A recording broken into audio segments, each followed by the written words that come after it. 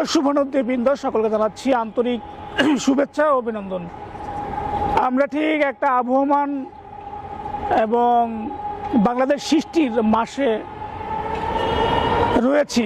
বিজয়ের মাস ডিসেম্বর, এবং এই বিজয়ের মাসের তাৎপর্য যেমন আমাদের ধারণ করি আমরা, বহন করি আমরা, আমাদের ঐতিহ্যের পটভূমিতে এই দিবসটি অত্যন্ত গুরুত্বপূর্ণ ভূমিকা পালন করে। তা খুবই অনুতাপের বিষয় যে আসলে 2024-25 দুটো বছরেই মানুষের জীবনের উৎকণ্ঠা, হতাশা, নির্ভরতার একটি খারাপ দিক লক্ষ্য করা গেছে। কেননা বছর যায় বছর আসে, মানুষের ভাগ্যের পরিবর্তন অনেকটাই কম হয়। বাংলাদেশের প্রেক্ষাপটে স্বল্প আয়ের মানুষের যেমন এই জনবহুল দেশের চাহিদার চেয়ে মানুষের জনসংখ্যা এত পরিমাণ বেশি যে আসলে এই দেশে শিক্ষা বলেন, সংস্কৃতি বলেন, ঐতিহ্য বলেন, সব কিছুতেই ভরপুর, কিন্তু শিক্ষার যে সঠিক প্রয়োগটা, যেমন দেখে থাকবেন যে বাংলাদেশের প্রেক্ষাপটে এই যে একটা সেশনের একটা শিক্ষার্থী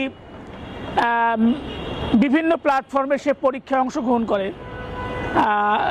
তার স্বপ্ন অনুযায়ী তার স্বপ্নটা তখন থাকে না, তার বাবা মার স্বপ্নকে সে ধারণ করে আগায়।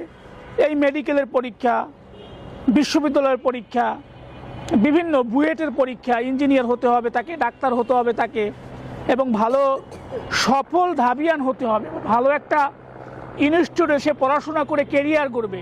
কিন্তু আদৌ তার নিজের স্বপ্নটাকে সে আত্মহুতি দিয়ে সে অপরের স্বপ্নটাকে সফল করার জন্য দৌড়ে স্বপ্ন পালন করে।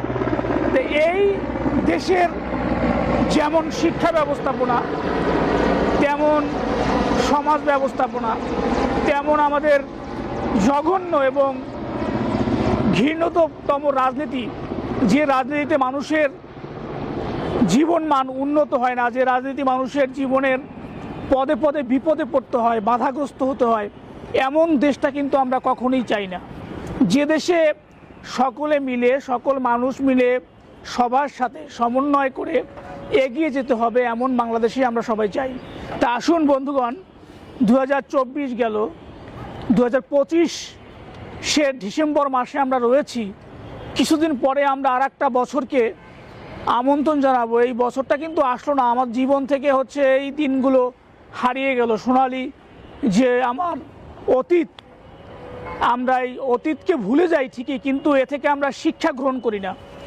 অতীত থেকে শিক্ষা গ্রহণ করে যদি আমরা 26 সনটাকে সুন্দর বাংলাদেশ এবং মানবতার বাংলাদেশ, যে বাংলাদেশে মানুষ মানবিকভাবে বাঁচবে, সবাইকে নিয়ে হাসবে, এমন দেশে আমি সবসময় কামনা করি।